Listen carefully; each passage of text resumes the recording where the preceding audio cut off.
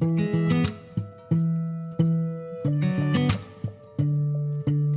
guys, and welcome back to my channel. My name is Johanna, and for those of you who are new here, welcome, and for those of you who are returning, welcome back. Here on my channel I do planner and planner related videos, DIY tutorials, journal videos, and the occasional new release video of items that I've listed to my Etsy shop. And if that is of interest to you, please consider subscribing to my channel, and if you hit that little notification bell, you'll always be notified of when I load a new video. Commenting, liking, and sharing this on your favorite channel does help my channel grow and would be truly appreciated. Okay, so you've heard me talk about her before, but Cindy Guentert-Baldo, sorry, sweetie, I mangled your name. But she is someone here on YouTube that I follow. Some of my doodle and my lettering challenges I've done from her, and she just came out with a new book, which is absolutely adorable, and I wanted to talk about it in this video. I did pick this up from Amazon, and I believe this is a brand new release. So I actually was on a wait list to get this, so I got it like a day or two ago. And I just want to go through this and give you some of my thoughts on the book itself, as well as your own hand lettering journey. Now, I do want to preface this by, this is geared towards hand lettering for journals and planners, but it specifically says it doesn't go into any of the fundamentals and lessons regarding modern hand lettering, but there are some things that kind of touch on that, and I'll talk about that in a little bit. Now, the reason why I have this out is because this is the planner that I had put together for some books that I had in my stash. I put them on the discs, and then if you guys know, if you've been here for a while, you know that this is where I did not only my lettering practice, but also where I started my lettering series, because I found out really quickly, let me move that, with these is they do a decent job of showing you how to form the different letters, but where I think these failed is talking about how to build the letters, and so that was one of the things I was going to judge this upon as well. Now let me put this to the side. And if you're interested in my lettering series, and really it was a lettering series from a beginner for beginners at level 0. You've had absolutely no experience whatsoever, or you've tried in the past and it didn't work. So if you're interested, I'll put the playlist in the description box below. And I also wanted to do a shout out for Sherry's 52-day challenge 2020. And this is the second video, and this is going to be Debbie's channel of Plan, Do, and Repeat, and I'll link the channel below. And she just started. She's a very, very new YouTuber, but she has some really interesting videos up already. I did watch a few yesterday, and she actually put one of these macros on expander discs and did like a washi sampler, and it's absolutely stunning. So I definitely would recommend to check her out. So check out Debbie's channel, Plan, Do, Repeat. Also check out Sherry's channel, and then I'll have a running list of all the ones that I'll do. And the first one that I mentioned was Andy's channel. It's a reading thing. So let me mark this one so that I know that I've mentioned it. And the reason why I have my mini, oh, and say hi to Bucky, guys, is I just want to give you, if you are in the Happy Planner world, just give you an idea of the size of this. And so from the side there, you can see that it is a little shorter than a mini Happy Planner, which I believe is 7 inches, but it's, if you go where the paper starts, it's a little wider. Yeah, I think you can get the best shot there. So it's a tiny, well, not a tiny, but it's a little book. It definitely is something that you can take around with you, although it's chunky, it's girthy, as Cindy would say. Now it is a seamed bound, or hand bound, because you can see the string right in there, but then it is glued together. I don't know if you can see that. So all the different signatures are just glued into the spine like that. Now I'm not going to take this off the spine. I think it's maneuverable enough where I can prop this up in front of me and maybe not necessarily use the practice pages, but just have this as sort of a reference because I like the size of it. Now, where I think this is an absolute win is I was concerned when I was going through this that it would just jump into lettering. And I think, as I mentioned, that's where the other books and some of the other even channels that I've seen, they just assume you know a certain amount of things when really you may just think it's the same thing as writing, or you may think it's the same thing as cursive when it isn't. Now, my sister and I are 10 years apart, and they had stopped teaching cursive as she was going through school, so it's not something that she ever learned. I did.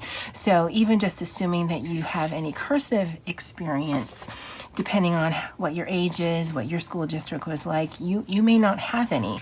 So like I said, that was a concern here. But this first section, and she does color code it into sections, just goes into just some things you know. I love the lettering jargon. She just gives just some really good thoughts on just starting. That can be sometimes the hardest thing to do. And I also really loved this page, and I'll show you why. So in the lettering series that I did, at the top of the page, I told everyone that was watching the series, at the end of each of the videos, I want you to write the word hello. And that was even before we had learned how to form letters, how to put letters together. But I wanted a sort of reference point on where you started with on that lettering journey and then where you progressed to. And so every lesson, the word hello was always at the top. And as we learned how to do the letters, as we learned how to do the transitions, as we just learned more things, this became much more,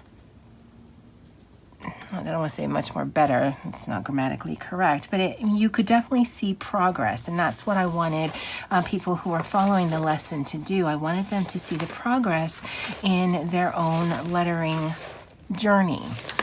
And so what Christy says in this first part of the book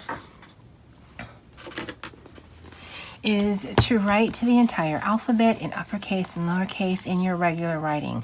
Don't try to fancy it up. You just want a snapshot of your writing at the moment. And I love that.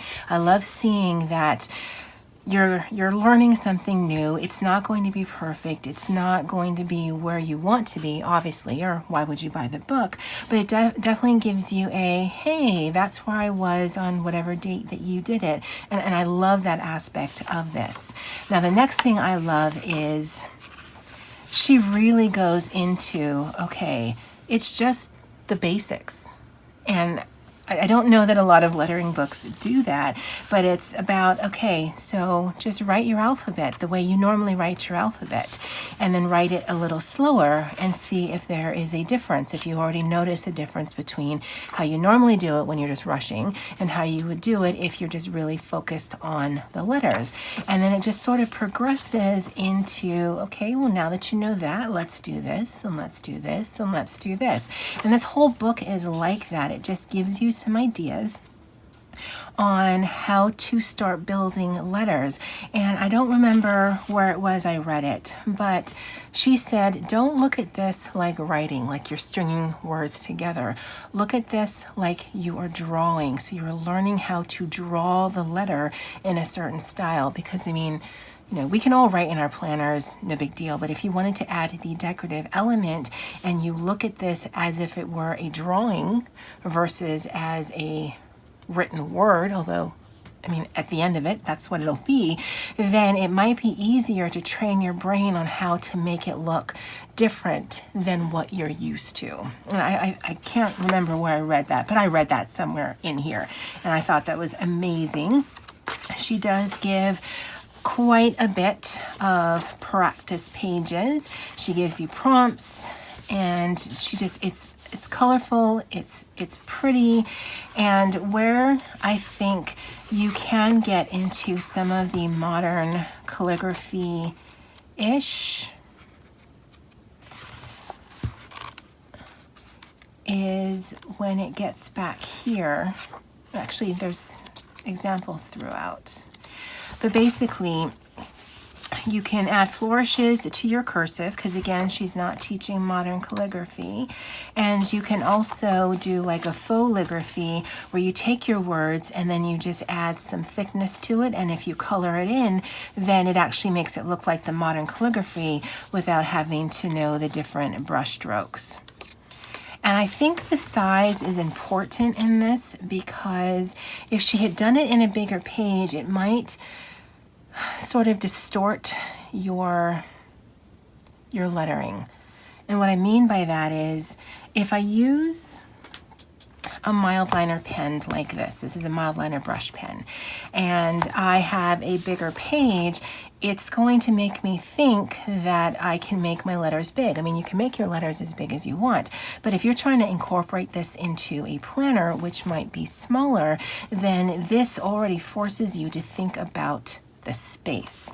And so even though the brush tip is quite big, I might just have to force myself into making the letter smaller than I normally would to take advantage of the size of the pen. I don't know if that makes any sense.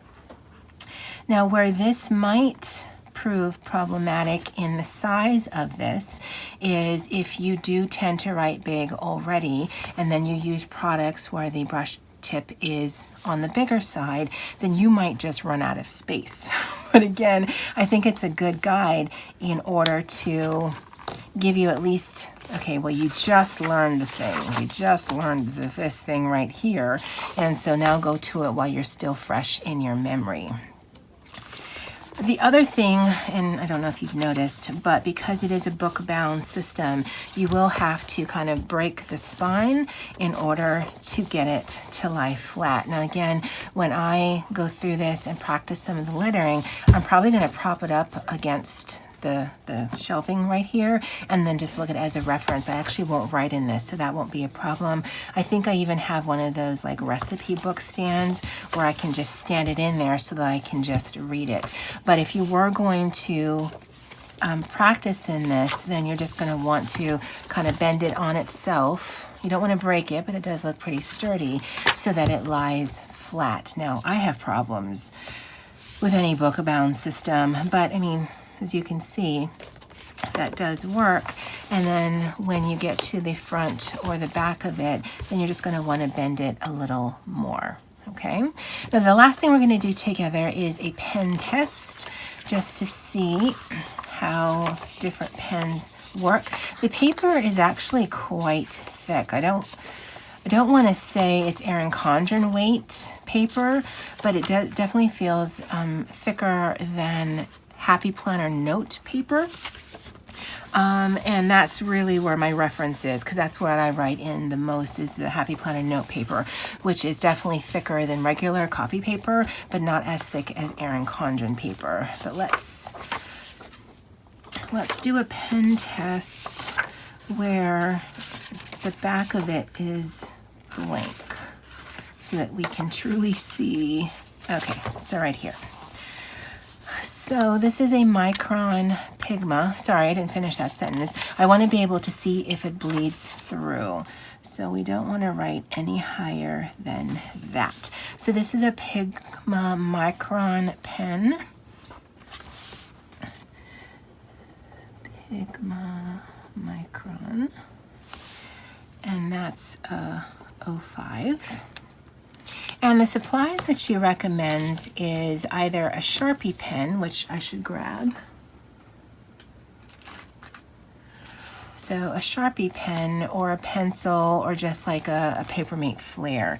Because really it isn't about so much the coloring or the different pens right now. It's really about just learning the structure. So this is a Sharpie pen. And it doesn't say the size on that. This is the mild liner.